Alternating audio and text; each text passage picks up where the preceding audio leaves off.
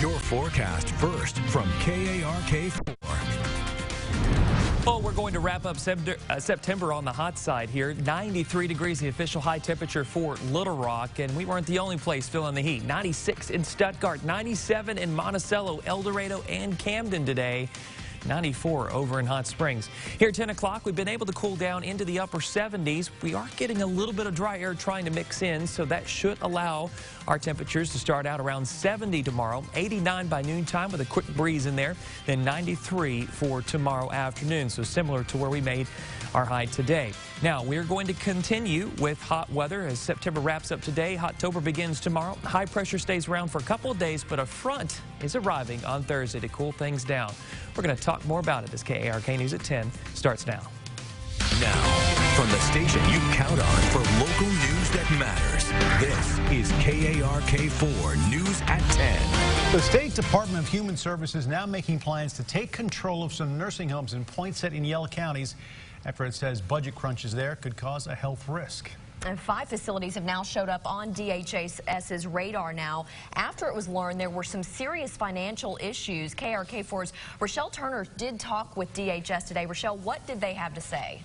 Well, Bob and Ashley, good evening to you. It all comes down to finances. DHS has been closely monitoring the nursing homes in Truman and Ola, as well as facilities in Jonesboro, Star City, and Prescott. Today, we tried to speak to employees in Ola who were kicked off the property. I did speak to a worker on the phone who was tight-lipped over the investigation.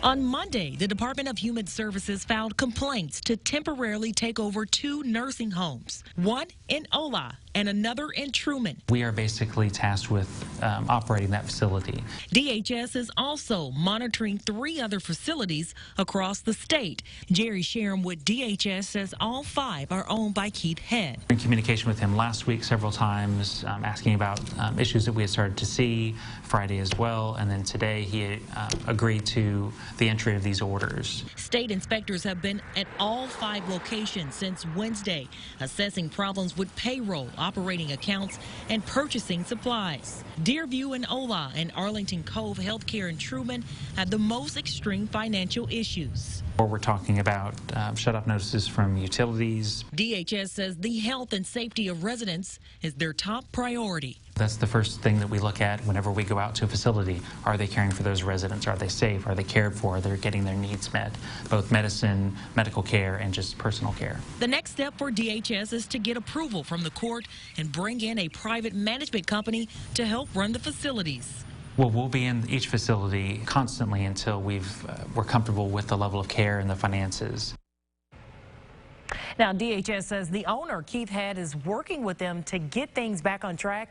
In May of 2018, DHS filed complaints to take over 2 facilities in Dirks and Hazen because of financial issues as well. Those facilities were eventually sold. Back to you. Thanks, Rochelle. An agreement between Arkansas law enforcement and Immigration and Customs Enforcement means change for undocumented immigrants. Sheriff Marty Boyd has signed what is called a 287G agreement. This was in the past week. What it means is that state and local law enforcement officers may be deputized to enforce federal immigration law. Sheriff Boyd says the detention center will not house ICE inmates, but officers may inform ICE they have an undocumented immigrant, and then ICE will transfer them to their facility of their choice.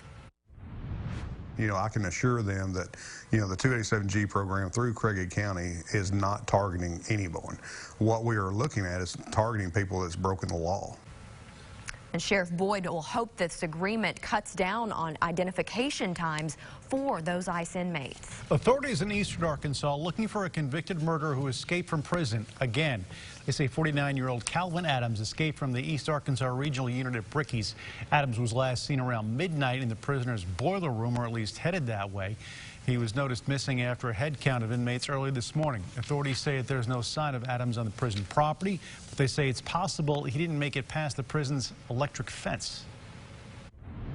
We're also in the process of talking to inmates, talking to anybody who knows the inmate, going over his property, going through his letters, listening to his phone calls, because we are on the hunt for clues, and the clock is ticking. Adams was convicted of capital murder in 1995. He escaped once before in 2009 while wearing a guard's uniform. He and another inmate were arrested in New York 4 days later. The trial against a former Dallas police officer charged with murder after shooting and killing a Harding grad at a standstill tonight. Jury deliberation began today but was paused around 5 this evening. Gabe Gutierrez has more. Tonight, Amber Geiger's fate is in the hands of a jury. 8 women and 4 men must decide whether the shooting death of Botham Jean amounts to murder. Now this jury will make a determination whether or not his life mattered. In dramatic testimony on Friday, Geiger, a former Dallas police officer, apologized. I wish he was the one with the gun that killed me. I never wanted to take an innocent person's life. During closing arguments today, Geiger's defense team argued her belief that she was killing an intruder inside her own home was an entirely reasonable mistake. A wonderful human being has lost his life, but the evidence shows it's just a tragedy, a horrible tragedy.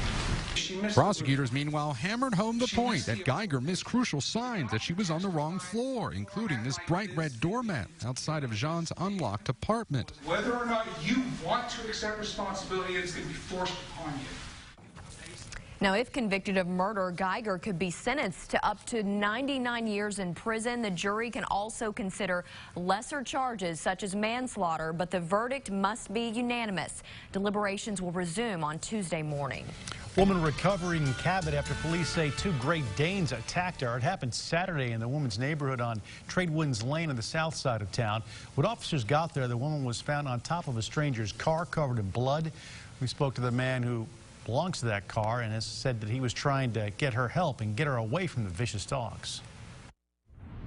Yeah, we honked the horn and I tried to talk real gruff and scare them. The horn caused everyone to get out of their house and come check and see what was going on.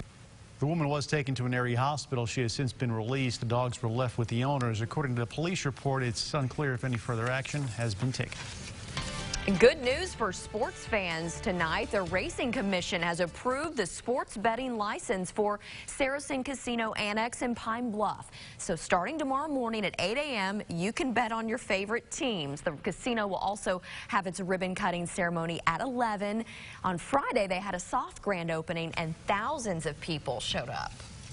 And then there were 3. The arena on the north side of the river will soon bear a new name. The entertainment venue that's known as Verizon Arena will soon be called the Simmons Bank name. It will carry that name as it enters its 20th year. I was looking for a piece of history. Another piece from World War II is calling Arkansas home. We're going to tell you what it is and how you can go see it yourself. Our Crate Automotive Team impact numbers show no weather worries tonight or Tuesday or Wednesday, but it doesn't reflect the heat that we'll be dealing with until then. We are talking about, though, fall finally arriving to Arkansas. It's going to take a little bit, but we're going to talk about it coming up. You're watching KARK4 News at 10.